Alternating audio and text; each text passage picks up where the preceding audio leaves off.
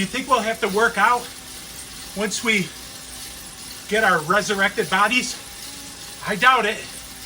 But whether we do or not, this is absolutely clear.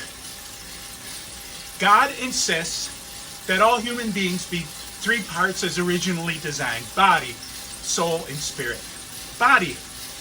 The new believer's flesh will take on the qualities of the resurrected body of Jesus. But there's still a question that needs to be answered.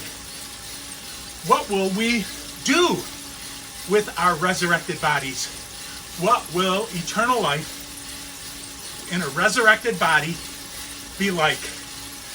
Will we float on the clouds? Master the harp? Hardly. Sleep all day? I don't think so.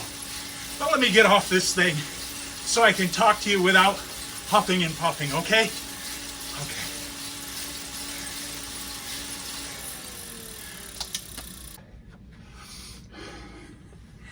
So let me answer simply. Although I think our childbearing rearing days are over, life in the coming age will be a lot like the life that God had planned for Adam and Eve. At the start of the story in Genesis 1 and 2, we see how God places humankind into a beautiful and thriving setting. Adam and Eve were to tend the good world, be fruitful, and govern it. All their work was to be a great pleasure to them, to the first couple and their descendants. There'd be no exhaustion, no conflict, no strife, no frustration associated with their work. Death, disappointment, and defeat didn't stand a chance in God's creation until sin entered the world. It's been a long struggle since then, but God has never given up on plan A. He will not only give us Adam-like, Jesus-like bodies for our eternal journeys. He will remake the earth and the entire cosmos. Everything will be peaceful, glorious, permeated through with the unadulterated presence of God. No frustration, no suffering, no death.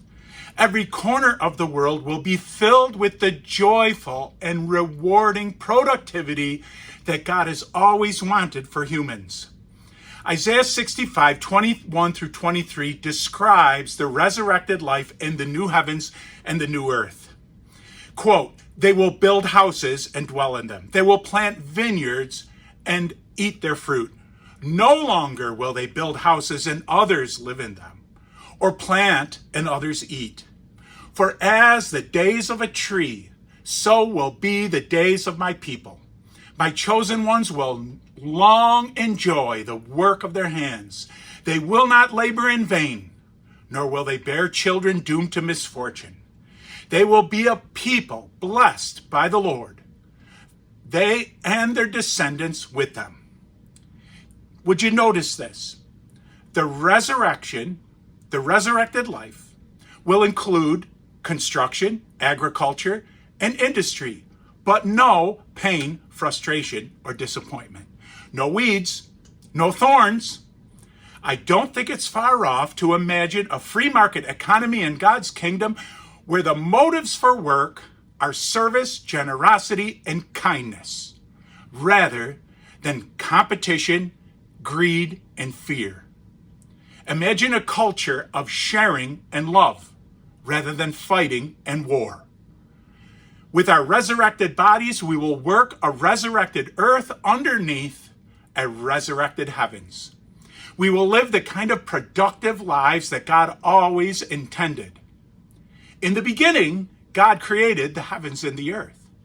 At the end, he will recreate them as a place for his children to live productive lives.